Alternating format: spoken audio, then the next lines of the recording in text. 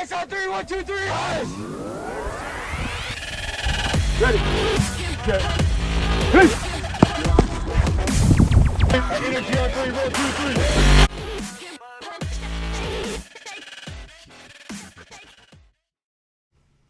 All right, Rocket football fans, one down and many more to go, Coach Courtney, to get to that ultimate goal, right? That's right. State championship, you've been talking about it all year. Yep, that's the goal. Just 1 week at a time, though. You know, we've talked about this a little bit over the past few weeks.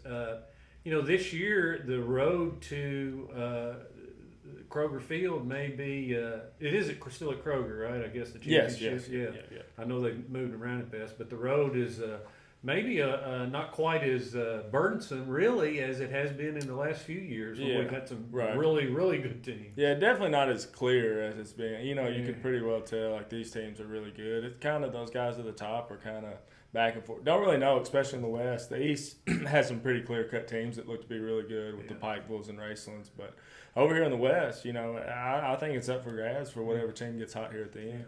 Well, we want to thank our sponsors, of course, Whitetail Property and all that Mark Williams does for Rocket Football. We also want to thank our partners in the digital work that we do for Rocket Football, and I'll mention some of them now. Fraser Law Firm, Moments in Time Pictures, Hodge's Outdoor Sports and Apparel, Riley Tool and Machine, and Farmers Bank and Trust. Coach Courtney, here we go again. We saw this team 3 weeks ago, the Russellville Panthers, and they're 9-1. They're ranked number 4 in the AP. They're RPI. They're the number 1 team, and you know what's one thing that's quite interesting is they've not played but one game since we played them. So do you think they're a little rusty? I don't know. I hope so. It would help us if they were. I do think, and you know, every team's different, and obviously they're a mature team with a lot of older guys. But we were too last year, and I thought it played a big toll on us being off late in the season. I really did. That's why I thought it was so important, no matter what happened at Dresden, and we didn't get that game. You know, obviously we wanted to win it, but I'm still glad. If you would have told me even that we were going to lose, I would still pick up that game. I would. I thought last year it was a big deal being off that many weeks in a row. So who knows? Every team's different, but I know for us last year, I felt like it was a big deal being off. Yeah, of course, we go into this game at 5-6, Russellville 9-1. We lost to them 27-0 here, as I said, three weeks ago, and you know, that's the first time that they had beaten us in 7 games. So you know, and they were quite spirited about it, weren't they? Yeah, they were. It was, you know, that's kind of get over the hump win for them, and you know, that's something they got to beat us to go further. So I understand it. You know, that's one that they haven't been able to get, and they're a really good football team. Probably we were talking the West. I mean, they may be probably the favorite coming out of the West. I mean, number 1 in RPI. They've been between 2 and 4 in almost every poll I've seen. So they're and well deserved it. 9-1, really good team. Beat some really good teams. Obviously, we played them and they showed how talented they are. So they deserve everything they've got. They're a good football team. I'll take a moment to recognize a few more of our partners. Deer Lakes Golf Course, First United Bank, La Delicia Mexican Restaurant, Ellington Detailing, Homestead Auction Realty, Seaplant Federal Credit Union, and H&H Home and Hardware. Coach Courtney, no team in West Kentucky, or no team in Class A for that matter, has had their way with Russell really the way that we have the last few years. Not a small school. And they have kind of rebounded. They have some fifth-year seniors.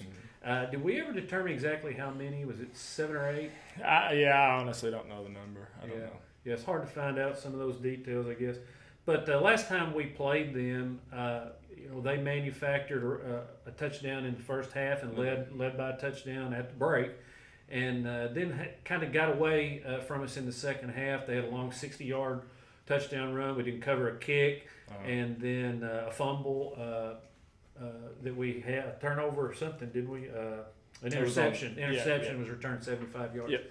So just kind of got away from us. So what do we have to do to win this time against them? Defense played pretty good, really, for the most part. Yeah, defense played well. I think the defense can and need to play better.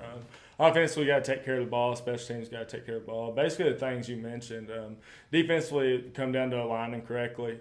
They do some different things, and we got to make sure that we're aligned correctly in position to stop it. Offensively, we just got to execute, just make the easy plays and take care of the football. Special teams, we definitely can't. That's something that's kind of hindered us here late in the year. Turnovers on special teams, something that we can't have. No matter what it is, we have to win the special teams battle. But like you said, we were in that game. I felt like certainly in it in the first half, and it kind of just got away from us, and it pretty well, speaks to itself on why it got away from us. You're talking about turnovers, you're talking about misalignment, those things. If you do that, you just don't give yourself a chance to win. Well, they're an explosive team, and they were putting up 340, 350 yards a game, and against us, they had about 200, and 60 of those were on one play. Yeah. So defense did a great job. You had some pretty good performances from a lot of guys in that game, best I remember.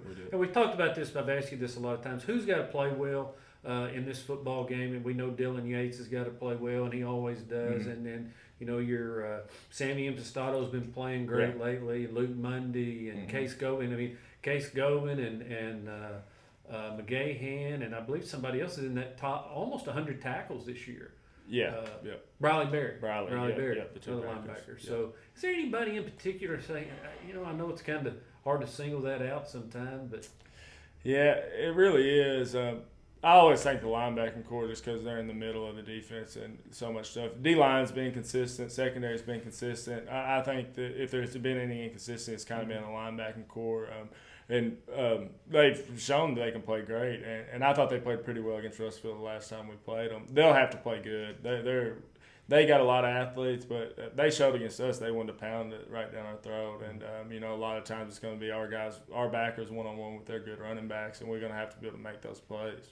Well, I know you were excited to get Zach Counts back last week and got him into the rotation. He'd been out since before the Hancock game. But just as you get one back, you've got another one out, right? With Hayden? Yeah. Yeah, we lost Hayden Adamson last week. We were talking before, I'd seen him, he kind of has a history of the shoulder coming out, and I'd seen him in practice and him just fight right to go in, go out, and he's like, no, I'm fine, so didn't really think it'd be that big of a deal, but turns out that it was a little worse than we thought, so it's looking like he's probably going to be out for the year, according to how many, I don't know exactly how much is left in the season if we were to go the whole way, but he's definitely going to be out for a while. Yeah. Yeah, of course, he's a basketball player, too. Yeah, he is. I think, though, I don't think it's like a severe – I don't think he's threatened to be out for basketball season or anything. The way I understood it, I think he would be back pretty early in that season. Do we have anybody else that's on the mending list? I don't think so. We have a little illness that we're going through, just normal stuff that's been going around. A little strep going around. A little strep, coughs and this and that we've had. But sound like the doctor's report. Yeah, it's more of that really than the injury report. The things we've been dealing with this week is just a little sickness, guys, not being 100%. But, better to get it out early in the week. It seems like a lot of those guys are getting better. We just have a couple that are still mending it and getting still on the up. So we'll see.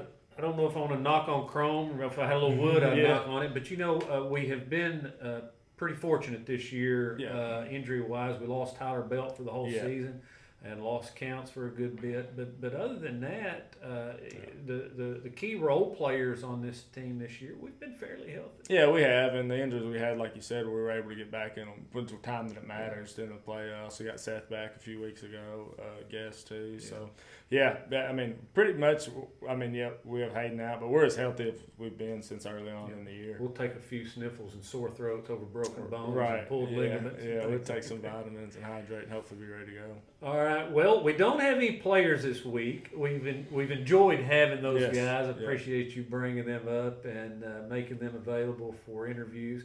But we do have a special guest. We have your offensive coordinator. And talk a little bit about your relationship with Austin Berry. Just good friends, first off. He threw me my first touchdown when he was a senior, when I was a freshman. He always looked out for me then. I was like the little freshman. And I get in there, he'd throw me the ball. We had a good relationship then, really do. Like, it's a play, it's ISO pass, but anyway, the person that when he threw me the ball is not usually the guy you throw the ball to. So I could tell he wanted to get it to me. So, I always remember that play, and we've had a good relationship all the way through. We've been friends the whole time since I've met him. So he works so hard too.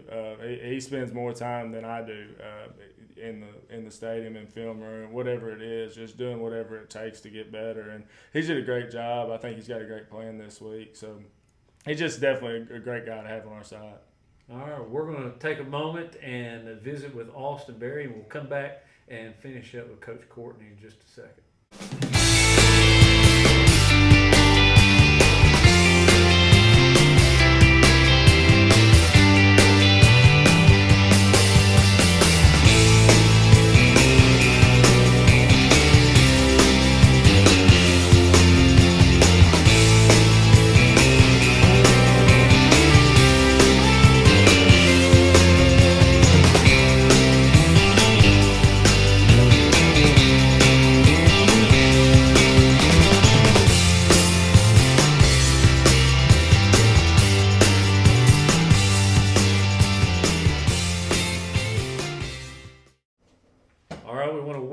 Austin Berry, OC, offensive coordinator to the set here at the Crittenden Press. First time, you're a rookie at this. How's it feel to be a first timer? Coach Courtney had to drag me here. Yeah, he sent me a text about lunchtime today, and I tried to act like I didn't see it, and then right after practice he was like, "You know you're going to the press, right?" And I'm like, "Oh, you remembered, huh?" He talked about bringing you on even earlier in the year. You know, you got to break these coaches in because you never know when he's going to take a job, you know, somewhere at Penn State or Ohio State and leave you here as the big man. That's what happened with him, you know, with Coach Thompson when he ran off. We need to keep him around as long as we can. Whatever we got to do, keep him around.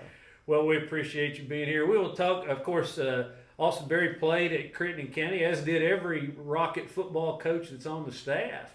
And you graduated in 2006, yep. Your last season was 05. You are 2-0 against the Panthers as a quarterback. Do you remember that?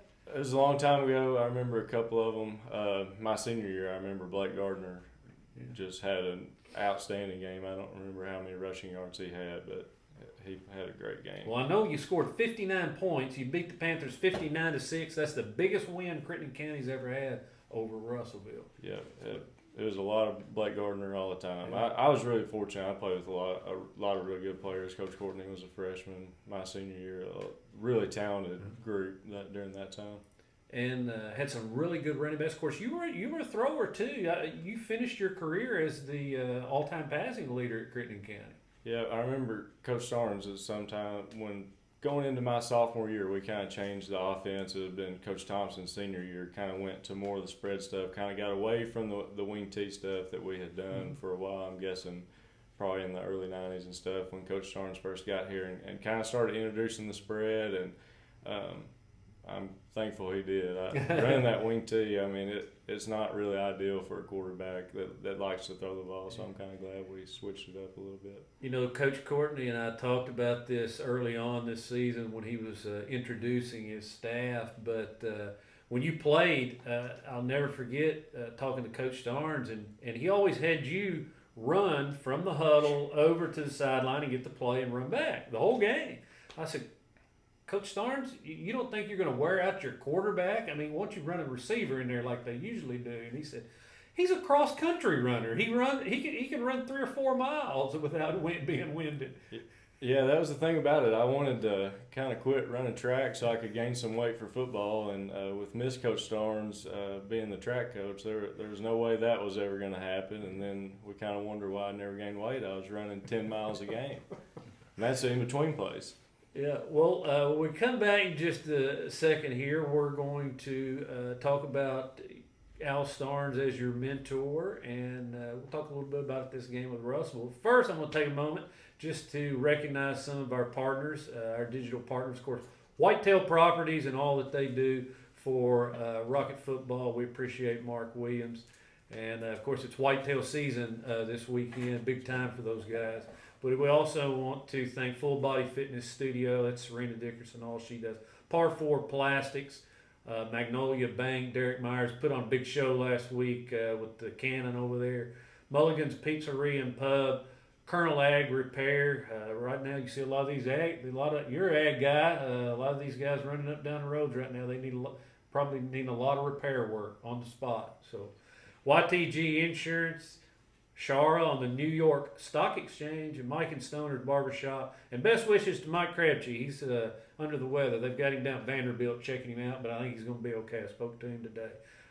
Marion Eye Care Center, that's Dr. Adria Porter, with whom I have an appointment Friday. So, Coach Berry, let's talk a little bit about Al Starnes and his influence on you. You said, you were glad that he put in the spread offense when you played. That's when it first started here. But that probably not only allowed you to pick up a lot of those yards through the air, but it also gave you some good footing for what you're dealing with now. Yes, and Coach Starnes, so the system we're running now, Coach Starnes actually put that in, and that we're still running today. And really the impact of Coach Starnes is so much more than just football. When you ask me about impact of Coach Starnes, really holding me accountable, all the players accountable, just really taught me more about life really than what he taught me about football. Not that he didn't teach me a ton about football, but just that guy you just can't say enough about just the effect he's had on so many young men in our community over the years. Yeah, we sure do miss him. We enjoyed seeing him in the end zone. He didn't come to the sideline, but he was in the end zone down at Trigg County and came up and visited with us a little bit at halftime. But we appreciate seeing Coach Starnes. Let's talk a little bit about the Panthers and what you've got in store for them. This is a team that held your offense to 58 yards last outing here, the least we've been held to in a single game this year. But this is an offense that's been a Jekyll and Hyde. We've put up 500 yards, more than 500 yards once, and almost 500 another time. So talk about the evolution of this offense and what's going on. What can we expect this week?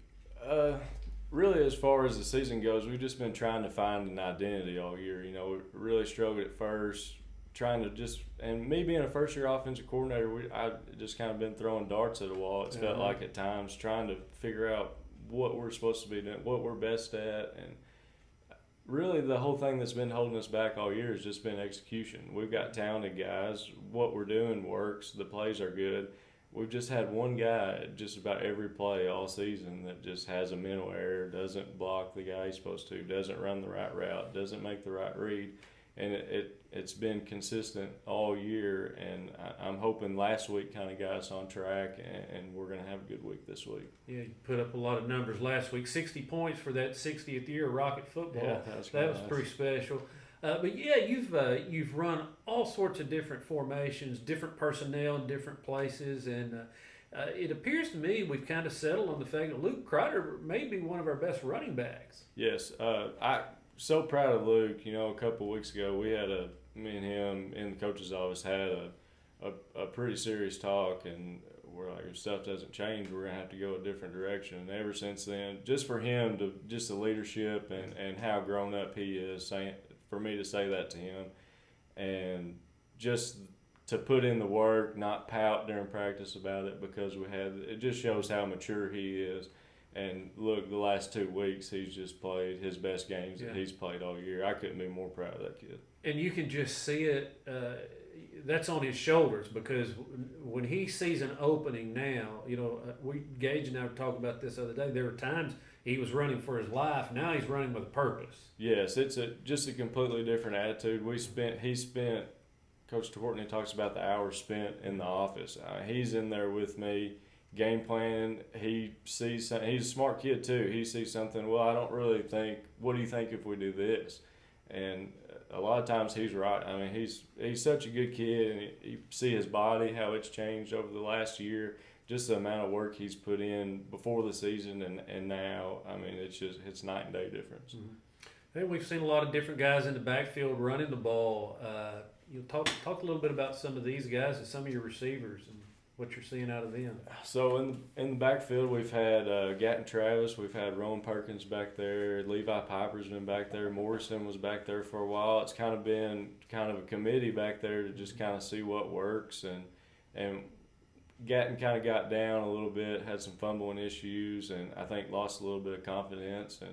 And just the last couple of weeks, I think he got in last time we played Fulton during the regular season, had a good game, and it just felt right to have Morrison back out wide. I feel like that he's one of our main playmakers, and to get him out there in space one-on-one is a lot better than having him with 11 guys looking at him in the box.